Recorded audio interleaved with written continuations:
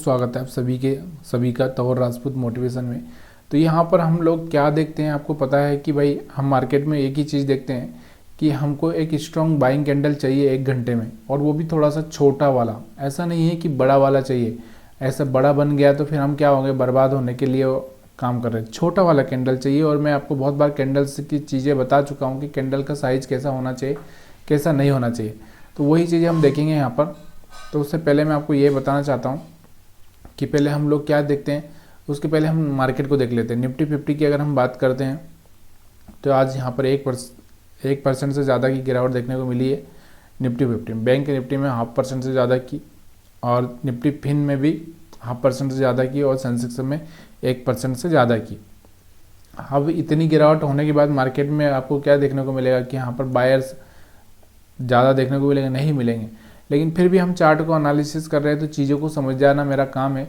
मैं यहाँ पर आपको वही दिखा रहा हूँ कि देखो, मैं बहुत बार कैंडल्स की बात करता हूँ, कैंडल्स आपको समझाने की कोशिश करता हूँ कि कैंडल्स की आकृति देखो, कैंडल्स का तरीका देखो, कैंडल कैसे बन रहा है, उसके ऊपर क्या हो रहा है, क्लोजिंग हो रही है क्या, तो वहाँ पर वो चीज़ें देखनी चाहिए। तो फिलहाल में अगर आपको दिख रहा होगा तो ये वाली कैंडल, यहाँ से ये कैंडल बनी थी, उसके बाद यहाँ पर एक अच्छा सा पॉजिटिव कैंडल बना था। उसके बाद देखो यहाँ पर आपको दिख रहा होगा 98,000 से सीधे 98 से 98 से यहाँ पर 105 के आसपास जाता हुआ देखने को मिल रहा है। और हम बैंक ऑफ इंडिया की बात कर रहे हैं, लेकिन हम लोगों को ये चीज़ें यहाँ पर देखनी थी। यहाँ पर आप देखोगे तो कैंडल कितना बड़ा देखने को मिल रहा है, इसका कोई रोल है क्या, नहीं है। तो यहाँ पर ऐसे चार्ट को हमको छोड़ देना है। एक तो 100 रुपये से सस्ता स्टॉक है। दूसरा क्या है, यहाँ पर आपको दिख रहा होगा कि यहाँ पर कोई कैंडल्स अच्छी वाली नहीं दिख रही है। तो इस कैंडल्स को हमको ज़्यादा कुछ सोचना नहीं है, क्योंकि ये वाली कैंडल इतना बड़ा हम एसएल नहीं ले सकते हैं। और 100 रुपये वाले में अगर हम 4% का एसएल लेंगे तो कैसे काम चलेगा। तो हमको यहाँ पर छोड़ देना है इस चार्ट को।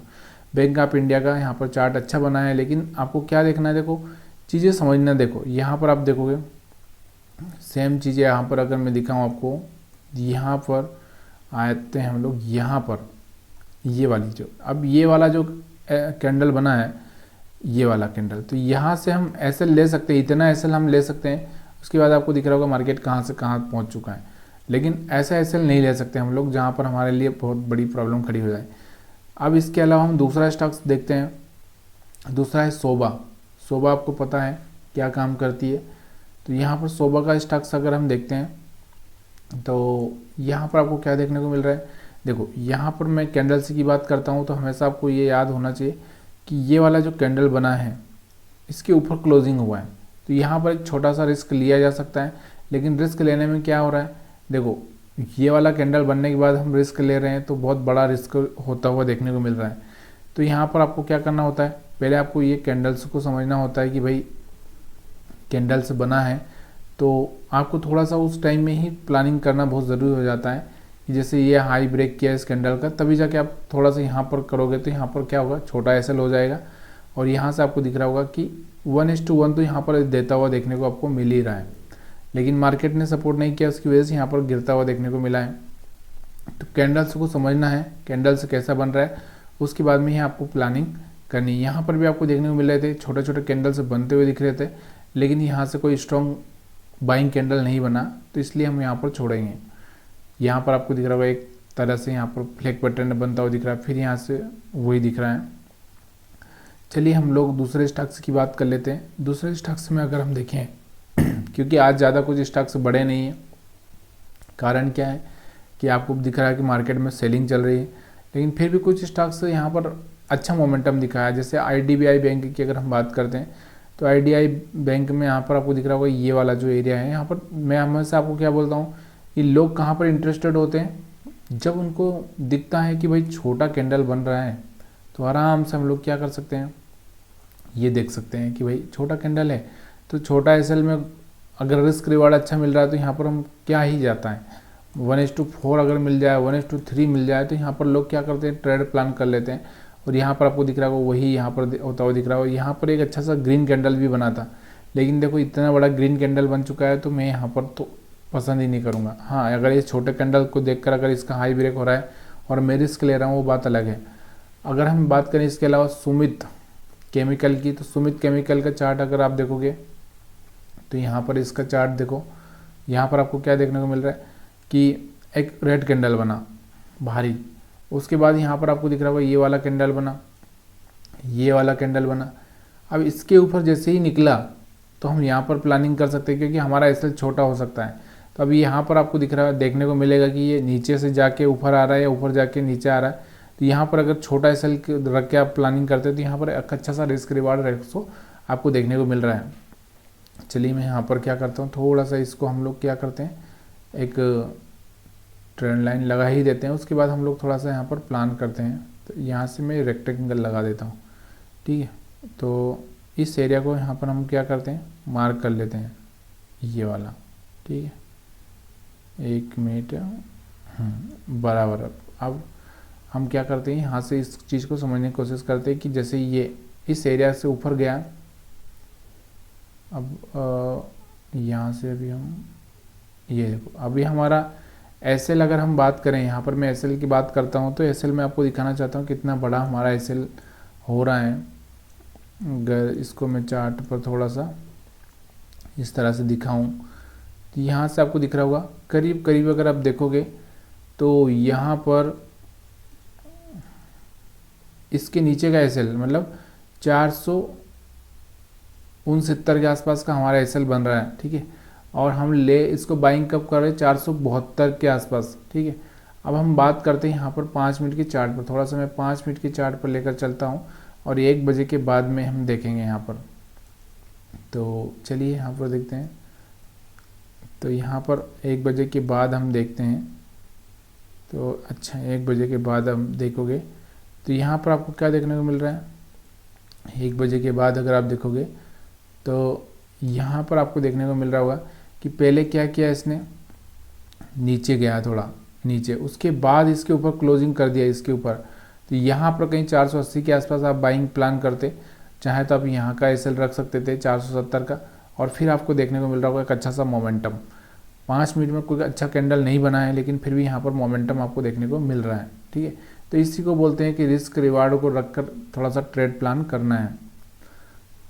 अब उसके अलावा अगर हम बात करें, अब देखो ये इतने सारे स्टॉक्स है, कौन सा स्टॉक से भागेगा, किसमें कौन सा कैंडल बन रहा है, थोड़ा सा यह देखने का विषय है और इसको थोड़ा सा डीप एनालिसिस करना ही पड़ेगा।